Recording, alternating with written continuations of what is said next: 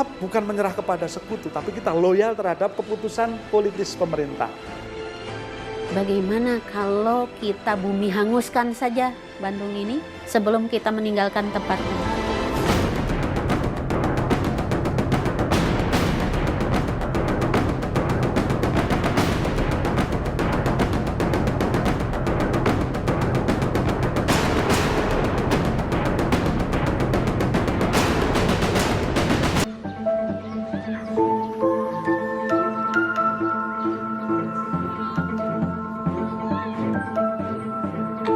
Setelah Jepang menyerah kalah pada Agustus 1945, tentara Belanda masuk ke Indonesia bersama dengan tentara sekutu.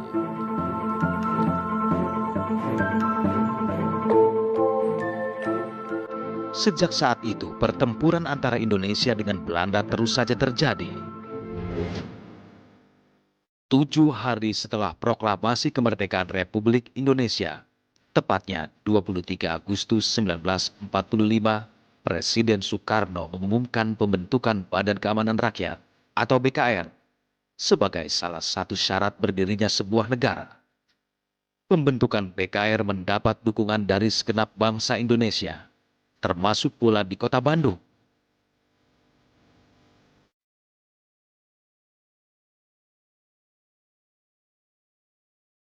Para pemuda berduyun-duyun mendaftarkan diri ke markas BKR di Jalan Kepatihan dan Jalan Pasir Kaliki.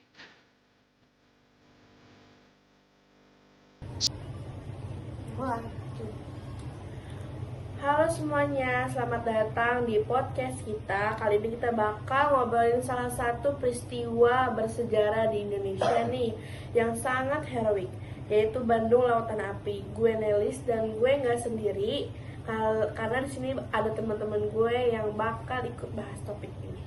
Halo, gue Mutia. Hai, gue Reva. Gue Claudia, siap buat bahas cerita ini.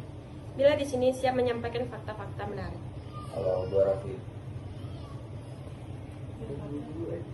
Selamat pendidikan. Sama. Di sini siap. Ya. Dan gue Patut. Oke, kita mulai pembahasannya. Nah, sebelum kita masuk lebih dalam, pada tahu nggak sih apa itu peristiwa Bandung Lautan Api? Oh, tahu dong, itu peristiwa yang terjadi pada 23 Maret 1946 di Kota Bandung. Waktu itu, para pejuang Indonesia membakar kota Bandung untuk mencegahnya jatuh ke tangan tentara sekutu dan Belanda yang ingin kembali menguasai Indonesia setelah kemerdekaan. Bener banget Mutia, bahkan karena peristiwa ini terciptalah lagu legendaris Halo Halo Bandung. Wah, menarik. Tapi yang jadi pertanyaannya, apa sih yang melatar belakangi peristiwa ini? Jadi, setelah Indonesia memproklamasikan kemerdekaan pada 17 Agustus 1945, Belanda nggak tinggal diam. Mereka berusaha kembali berkuasa dengan bantuan sekutunya.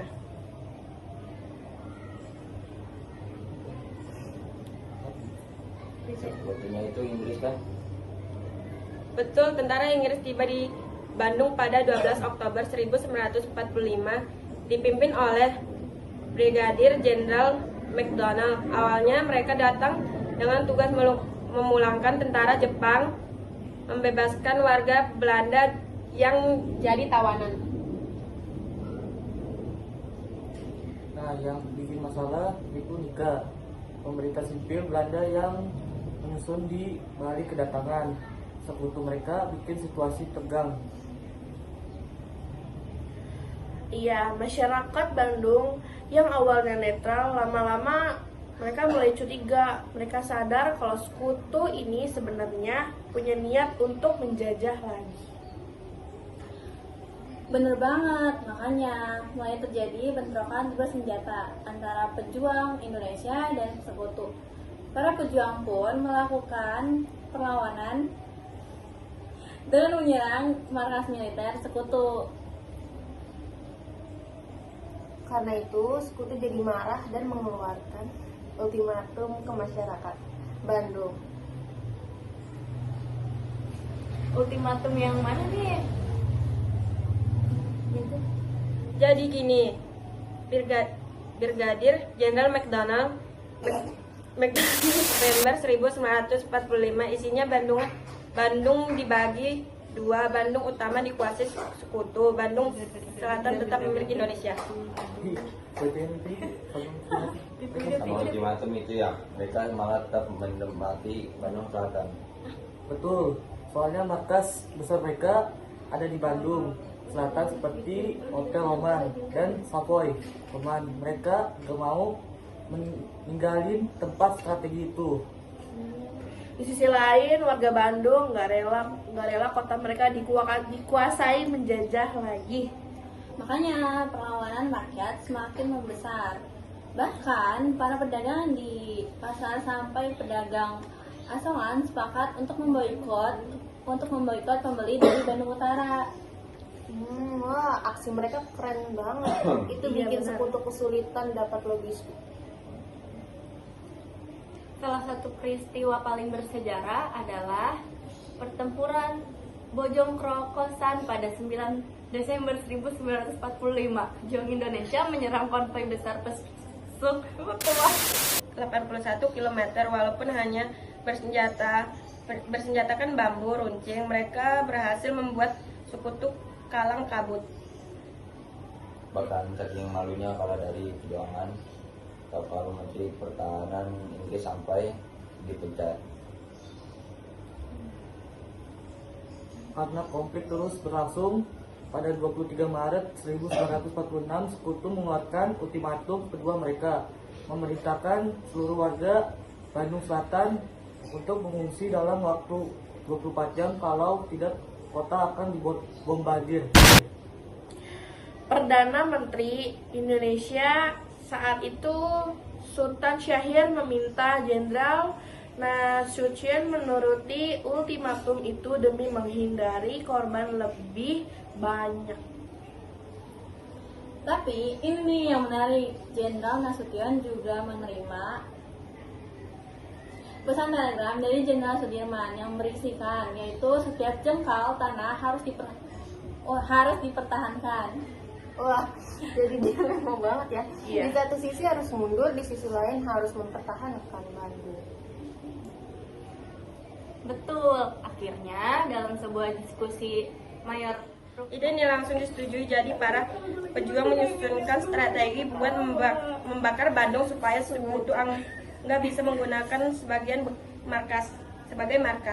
Rencana awalnya pembakaran dilakukan tengah malam, tapi sebelum waktunya api sudah menyala lebih dulu di beberapa titik.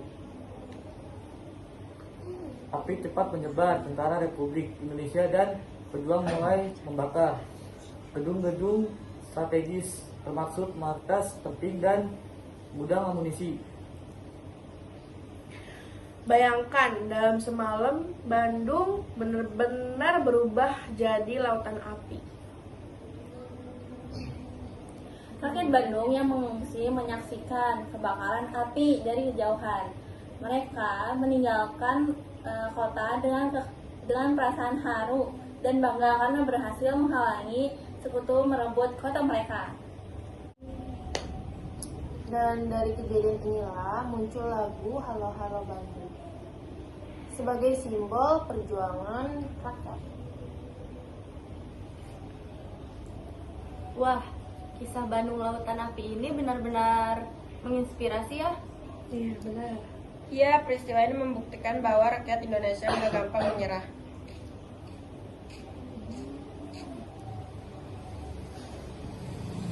Semangat juangnya luar biasa.